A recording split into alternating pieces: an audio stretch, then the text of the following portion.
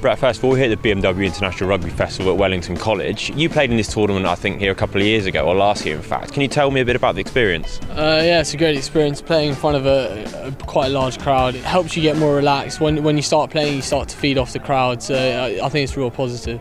We've got 9 teams here, a couple of countries have brought 2, and we've got about 320 players and their coaching staff, so it's a great sort of opportunity for them. It's a chance at an end of a season for boys to come and play at an international level, but in the spirit of developing themselves and developing the game. Of course, John Fletcher's here, the England under-18 coach, watching on, looking at some of these players and thinking they might be part of his squad coming up that's going to be named under-17s. I think his name's in the near future. It gives John the opportunity to look at perhaps talent that will hopefully in 5-6 years' time we will see perhaps not only in John's teams but obviously Stuart Lancaster's team playing for international rugby. A huge part of player development is competitive opportunities, and clearly what they have here is 3 good games per squad. You know, it is in games that you really make your judgments on players. Focusing on the backs yourself personally, what are you looking for in young players at this sort of age?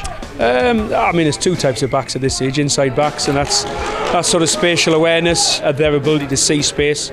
Also, you know, some sort of technical ability in terms of getting the ball to where the space is, whether that be running, passing or kicking. And the outside backs, pretty much, you know, do they have pace and power? How are they able to beat players? And across inside and outside backs, are they, you know, are they brave? You know, so that's the things that we'll be looking for today. How important is it in developing as a young player to be sort of perhaps taken out of your comfort zone into a new environment with new players? It's good because you get used to playing with different people, different playing styles, and you get new coaching also as well. And you start going into things more detail at a younger age, so you start improving quicker. My first experience was probably the under-18s AR tournament out in Toulon. It was a great experience, not only to sort of pull on the England shirt and sort of work out what all that means, but also playing a high level of rugby whilst you're still at school. It helps you just to get used to like the sort of environment that you'll be in. You get used to being on camp, that kind of stuff. I think playing for England at this level, I think it's huge because it gives you a chance to like see yourself against other players across the country, as well as players from different countries as well. So I think that's pretty cool. I'm sure a lot of these guys who've been here today are motivated enough to sort of kick on and be the next generation. You know, a good old chunk of the players in this programme will then go through to the 70s and 80s. So yeah, I mean, it's important that we have some form of, you know, sort of continuous programme, and that's what we now have. I mean, the coach has been excellent. We'll meet them again in May just to review the programme and plan for next year. So yeah, I mean, it stays pretty much first year. I've been involved 5 years now. This is the first year that I can really say that there is some form of player development pathway.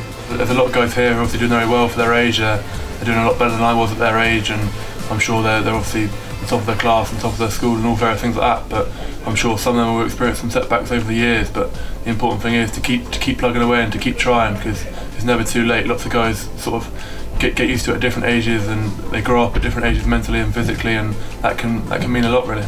Stuart Lancaster has actually been involved in this as well, mainly in his previous job, but he came into the meeting in November, yeah, and you know, sort of outlined the fact that it all needs to be joined up. Holland are just about to score, which has gone down well with their Dutch.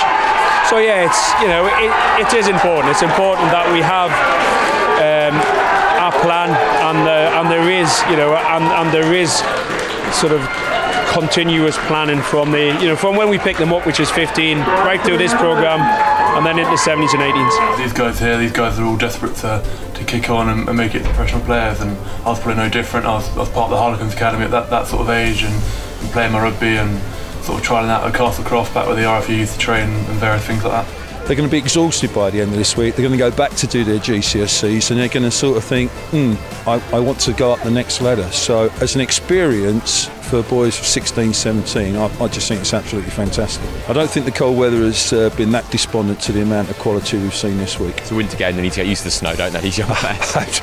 Absolutely, absolutely. I know the funny thing is the American team have got 2 lads from Hawaii and they've never seen snow, but they have now, so that in itself is a development.